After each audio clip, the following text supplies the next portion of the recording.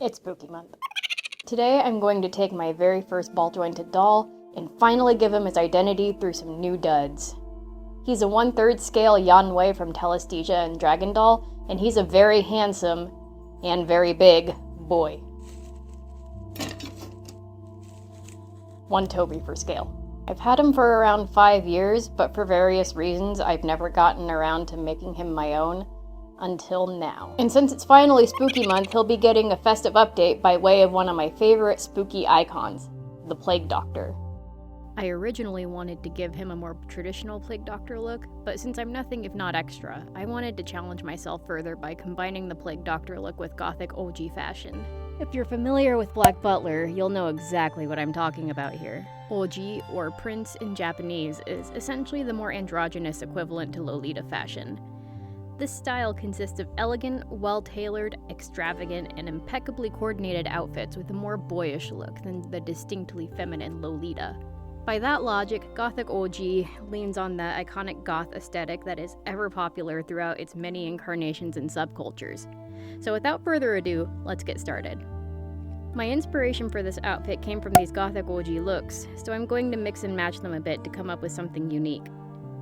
This doll's outfit will consist of a fitted bodice with sheer puffy sleeves, a fluffy collar with a large bow, princely bloomers, thigh-high tights, a layered capelet, a fashionable hat, and his very own Plague Doctor mask.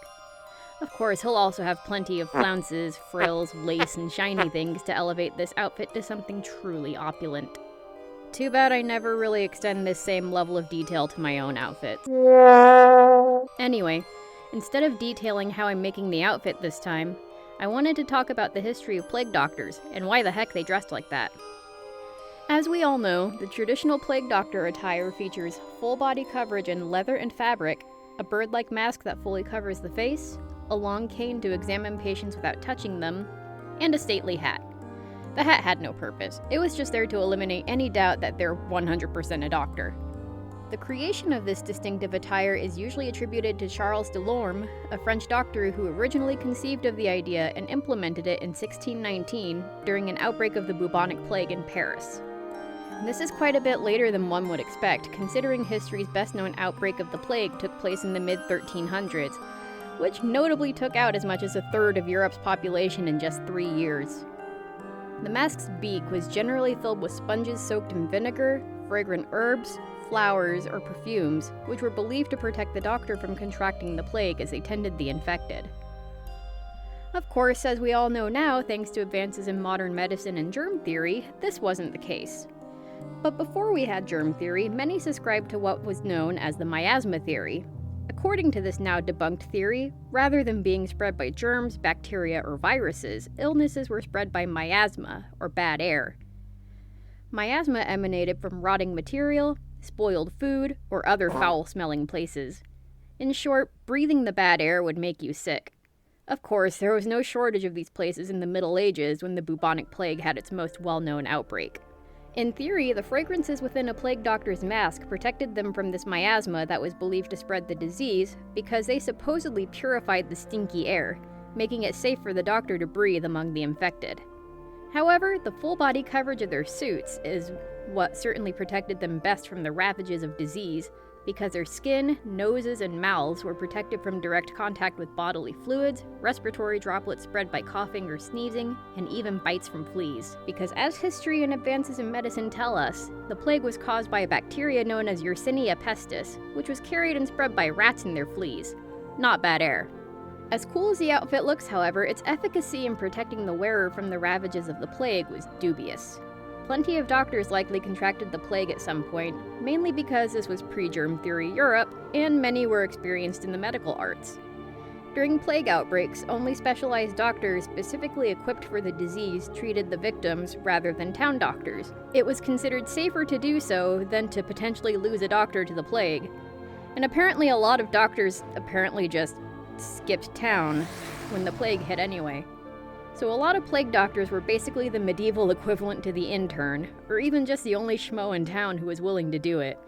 Because I can't imagine too many people were chomping at the bit to get up close and personal with the plague. Either way, they were basically given a crash course in plague basics and were just told to do their best. That's comforting. But as we can see with modern doctors in the protective gear they wear while working with patients today, ye old doctors were certainly onto something here, if not for the wrong reasons.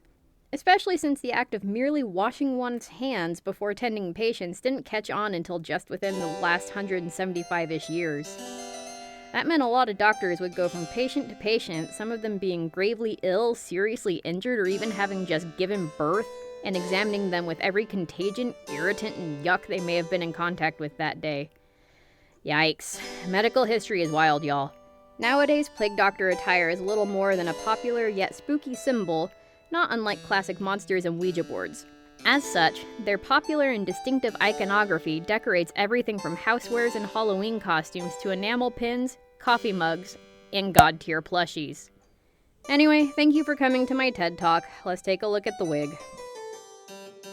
I want to keep color pretty minimal here, so I'm opting for this short gray wig I bought after I first got this doll. I got it from Alice's collection.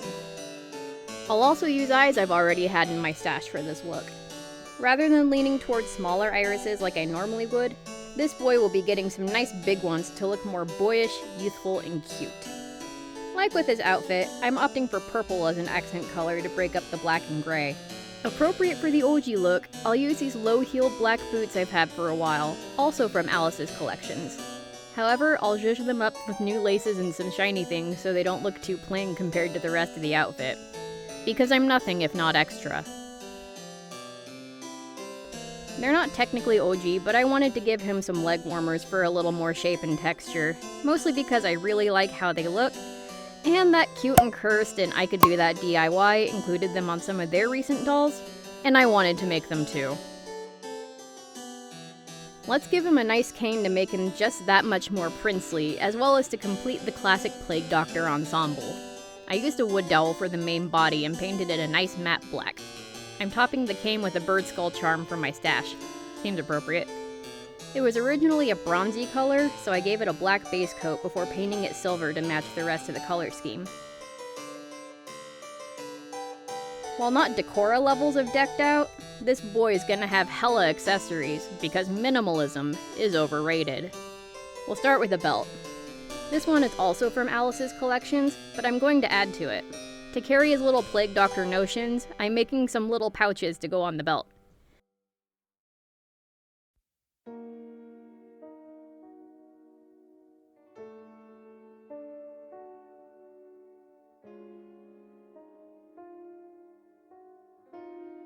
He also gets some potions and vials of indeterminate purpose.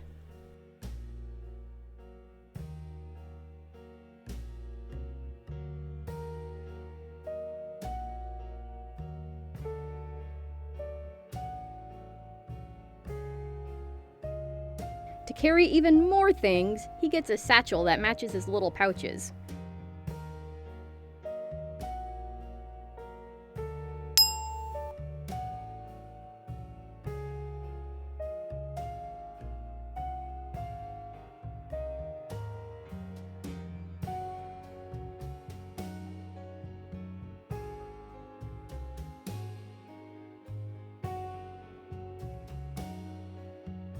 For some extra texture and opulence, I'm making a small stole from faux fur and the same lovely purple fabric that lines the cape.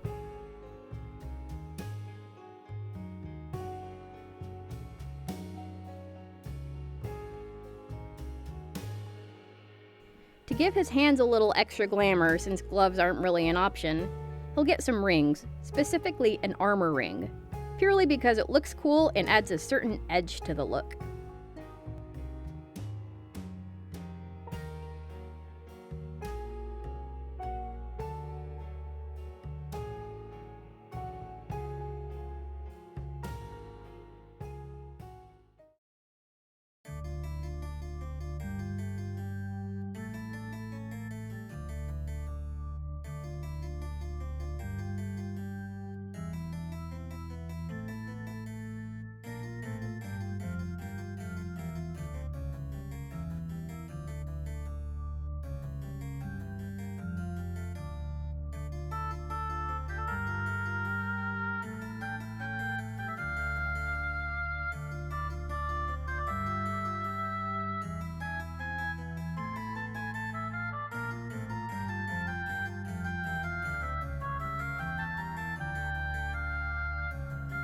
It may have taken me a few years to get to it, but I'm so glad I finally made clothes for this boy.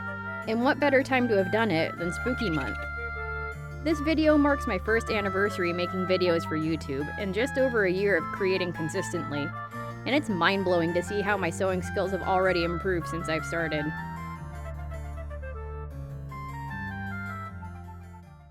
What do y'all think of my boy's new duds?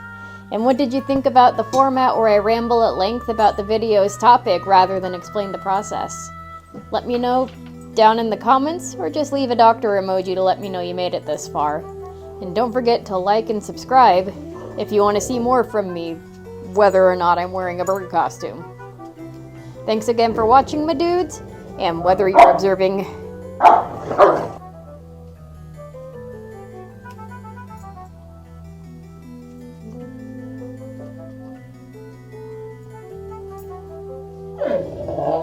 And whether you're observing Halloween, Dia de los Muertos, Sound, Diwali, or any combination of holidays this season, I hope your respective celebrations are safe and fulfilling, and I'll see y'all next time.